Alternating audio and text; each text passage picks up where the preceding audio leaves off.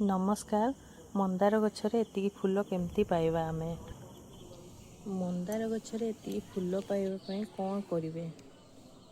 देखंतु केते फूल भरी भरिका होची। मंदार गछरे फूल पाइबा पई अपन देखिबे मंदार गछरे गोटे मिली बग करके व्हाइट व्हाइट एई टाइम रे बेसी लागंती। सेटा लागिबा पई देबेनी, लागिले नीम ऑयल स्प्रे करिवे। आउ हेला तार किछि सुखिला पत्र रहिया पई देबेनी गछरे। आउ मु पीड़िया दिए 15 दिन रे थरे सबु गछरे मु पीड़िया दिए। पीड़िया और गोबर को 4-5 दिन पचे की दिए। सबु गछरे भरी भरिका हेछि।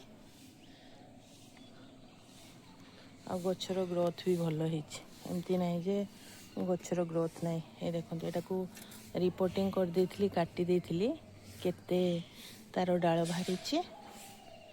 फूल भी हेछि, सेपटे फूल हेछि, सेपटे फूल हेछि। आई देखंतु मिली बगैटा मु नीम ऑयल स्प्रे करथिली, तथापि आसी गलेनी। एई सीजन रे बहुत लागंती, तेणु आपण ध्यान देबे। आउ एइटा लागिले गछ आपण को खराब, आपण को गछ पूरा खराब कर देबो। पुणी आज नीम ऑयल स्प्रे करबी।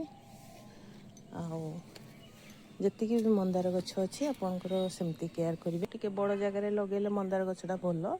मोर जेहेतु बेसी बड़ जगह नाही, तो मु छोट छोट जगह रे भी लगेछि। एटा 9 इंच रो, एटा भी 9 इंच रो। गोटे गोटे बड़ जगह रे लगे, आ गोटे गोटे छोटी जगह।